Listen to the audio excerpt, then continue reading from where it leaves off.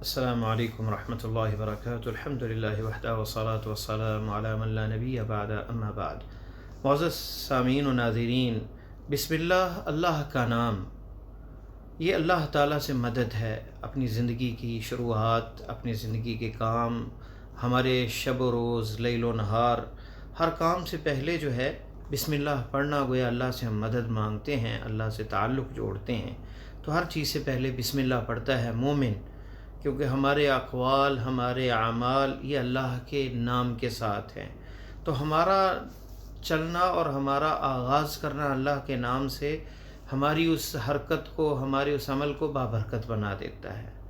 اور جس انسان کے دل میں اللہ کا نام ہو تو ایسا انسان جو ہے پھر غلطی نہیں کرتا اللہ کے نام کی برکت سے، تو وہ اللہ کے احکامات کی مخالفت بھی نہیں کرتا اور ہمیشہ اپنے کام میں بسم اللہ پڑھتا ہے۔ اور شیطان جو ہے، حدیث میں آتا ہے کہ وہ چھوٹا ہو جاتا ہے اللہ کے نام اور اللہ کے ذکر کے ساتھ۔ حدیث میں لفظ ہیں کہ آپ صلی اللہ علیہ وسلم نے ایک آدمی کو کہا جس نے شیطان کو کچھ برا بھلا کہا، فرمایا لا تقل تعس الشیطان، یہ نہ کہو اے میرے صحابی کہ شیطان برباد ہو گیا اور تباہ ہو گیا۔ فَإِذَا قُلْتَ تَعِسَ الشَّيْطَانِ، اگر تم نے کہا کہ شیطان تباہ ہو گیا، برباد ہو گیا، اس کو گالی کوئی دی، تعاظم، وہ بڑا ہو جاتا ہے، حتیٰ یصیر مثل البیت، حتیٰ کہ گھر جتنا بڑا ہو جاتا ہے۔ ولیکن قل بسم اللہ، بلکہ یہ کہو بسم اللہ، اللہ کا نام، فإنہ یتصاغر، وہ چھوٹا ہو جاتا ہے، حتیٰ یصیر مثل الذباب، حتیٰ کہ مکھی کی طرح حقیر اور بے وقت اور بے معنی اس کی حیثیت ہو جاتی ہے۔ اور یہ سنن ابی داؤد کے اندر یہ روایت ہے۔ تو شیطان جو ہے اللہ تعالیٰ کے نام کی تاثیر سے اس میں یہ کمزوری واقع ہو جاتی ہے، اور مومن میں اس کے برعکس قوت پیدا ہو جاتی ہے اللہ کا نام لینے سے۔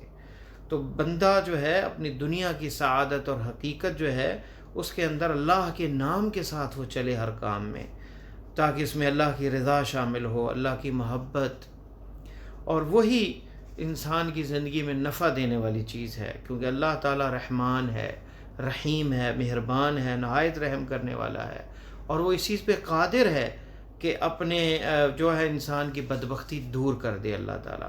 تو بسم اللہ جو ہے وہ یہ اللہ تعالیٰ کا اللہ تعالیٰ نے جو ہمیں زندگی دی ہے اس میں ہر کام پہ بسم اللہ پڑھا جائے۔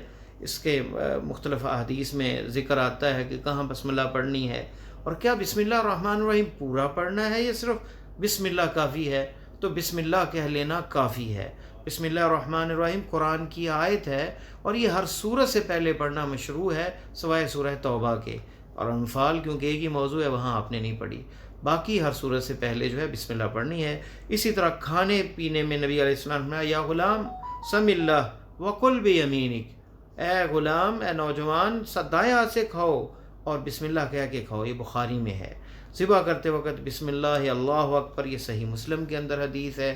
اسی طرح دروازہ بند کرنا ہے، برتن کو ڈھانپنا ہے، اور چراغ کو بتیاں گل کرنی ہے، بند کرنی ہے، لائٹ بند کرنی ہے، تو اس وقت بھی بسم اللہ پڑھنا ہے۔